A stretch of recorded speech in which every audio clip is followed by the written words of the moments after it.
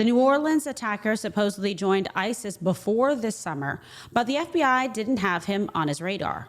This failure is a reminder of how important it is for the Senate to swiftly confirm Kash Patel as the next FBI director. January 20th cannot come soon enough. And joining me now is Steve Friend. Steve, thank you so much for being back on the program. Happy New Year, my friend. I wish we had something that wasn't so tragic to talk about, but this is the state of affairs right now. What were your first thoughts when you heard the news of the terrorist attack? Well, Happy New Year to you, Kim. I appreciate you having me on today. Look, I saw this happen, and my actually immediate reaction was we are in 2025, and immediately the separate political camps are going to default back to where they were in 2001, post 9/11. And this is sort of the cautionary tale that I'm seeing, and I'm seeing the American right fall into the exact same trap again, the American right that got us into the Patriot Act, right? And it's the slippery slope argument that I don't have to make anymore because we have a proof of concept here. I think that the argument that the FBI was not keeping its eye on the ball on legitimate bad actors out there because they were too busy trying to chase down fake white supremacy cases or grandmas who were at the Capitol on January 6th is completely accurate. But I think that there needs to be a period on the end of that. The FBI should not be investigating grandmas at the Capitol, period. There should not be a comma there where it says, and going in and investigating people for their religious activities. And the reason I say that is because we had the proof of concept that when the FBI was empowered and emboldened after the September 11th attacks, they took that power and hired a bunch of communists and a bunch of DEI employees, and they went after the true threat to the bureaucracy, and that was small government people like you and me here. So that's my fear here, is that we're going to default into that same sort of reaction that we have to address this threat and get away from the realization that inherent in a free society, as we do live in here in this country, allegedly, there is inherent risk to that. And I'm calling on all Americans to be your own first responder at this point. No more of the just wait and call the first responders. Don't be calling and waiting for the government to get there to help you, because when seconds count, the police are minutes away. You're absolutely right. I mean, seconds can make all the difference in the world. And I want to talk a little bit, from bigger picture. How big of a threat is Islamic, terrorism right now in all these different geopolitical regions? And quite frankly, who knows how many terrorists have slipped in under Biden? That's something that I know alarms so many Americans. Yeah, you're spot on, especially in that last portion there. We have allowed 10, 20, 30, I think it could be 50 million people that have streamed across the border at this point over the last 4 years. No accountability. And that says nothing of the parties that, because of the disastrous withdrawal from Afghanistan, and the Biden administration brought in hundreds of thousands of unvetted Afghanis who've come in that might subscribe to the same sort of ideology here. It is a legitimate threat that you would hope that an objective force for good, if the FBI hoped to be that, will be looking into legitimate bad actors. The problem that we're sitting in now is that this is an agency, and the entire national security apparatus to begin with is completely politicized. They're looking at who they're told to. They're going to go where their bread is buttered, and they're going to go after what Alejandro Mayorkas says is domestic violent extremism, i.e. white supremacy, because that's the directive that they've been given, and then they're reaping the whirlwinds of. They've gotten enhanced budgets, individuals have been promoted, individuals have gotten their own bonuses in the amount of $50,000 a year because they manipulated cases related to January 6th and called them white supremacy cases, when in fact, if they're even legitimate cases, they're criminal offenses. And what do you make of how this attack is, playing out politically? We're seeing some of the reverberations about it, the discussion on news across all the different outlets. Look, I think that it's a healthy reminder that when you choose security over freedom, you wind up with neither, as we're seeing now. I'll go back to what I said, being at the end of the slippery slope. The political conversation needs to be had about what does national security actually mean in a free republic. National security before 9/11 meant that we had a continuity of government. We respected and protected people's rights underneath the Constitution. But then after September 11th, we got the no-fail mission. A no-fail mission, no attack will ever happen on American soil again. And you cannot have a zero-fail mission without despotism attached to that. And unfortunately, too many Americans gave up their freedom for security, and now they have an agency that has the ultimate power. It's like Skynet from Terminator. It Yes. looked at and assessed that the greatest threat to itself were people who wanted a smaller government, and it has weaponized all the different levers of power against them. Now, do you think there is a nexus or a connection between the New Orleans attack and now let's talk about the Las Vegas, the Cybertruck bomb?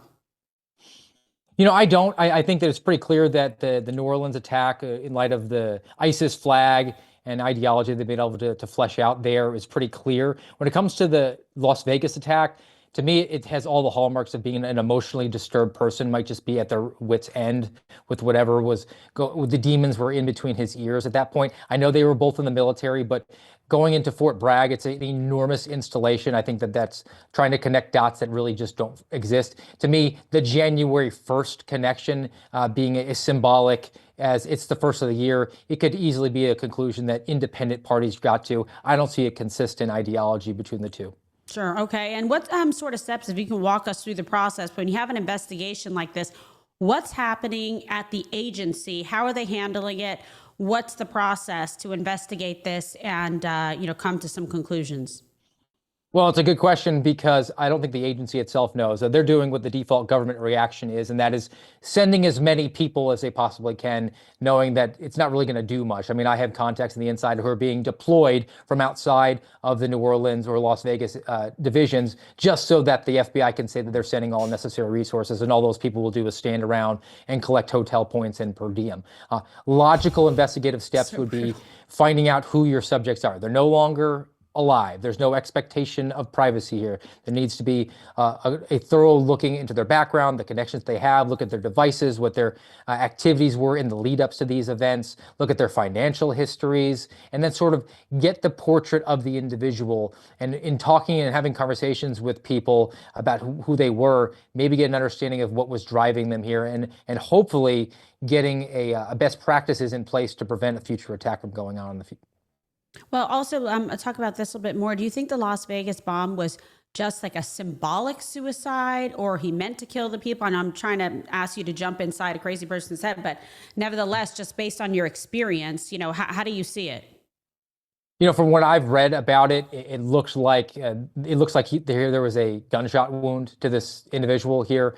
To me, it seems consistent with there was a suicide to it. And frankly, from my experience in law enforcement, not just in the FBI, but in local law enforcement, one of the more gross realities of suicide is that men typically try to go out in a blaze of glory. They want as much carnage as they possibly can. It's a nasty cleanup. Whereas women, they tend to get all their affairs in order and try to make the house clean for the police. To me, it looks like that this individual was probably trying to take his own life and do so in a way that got a lot of headlines. So let's talk a little bit about, I think that's spot on analysis. Also, talk a little bit about, he was trained, right? As a Green Beret, that's an elite special forces, unit, special operator. Are we surprised by any of the, details of, the crime scene, of the operation, of what he was trying to do, that it wasn't handled or done better? I hate to say it, but you just look at these things to see what was going through his mind. Like you said, was just like maximum carnage? Was it, I'm curious. The fact that he had some sophisticated training in the military leads me to believe that if he was dealing with some sort of emotional disturbance and wasn't really trying to have a lot of collateral damage to other people, was trying to make just it about himself and about that vehicle at that point to get the headlines and get the eyeballs on it. Because you're right. I mean, pouring gasoline and fireworks inside of a vehicle isn't going to generate an IED like you would expect somebody who had sophisticated training from special forces here.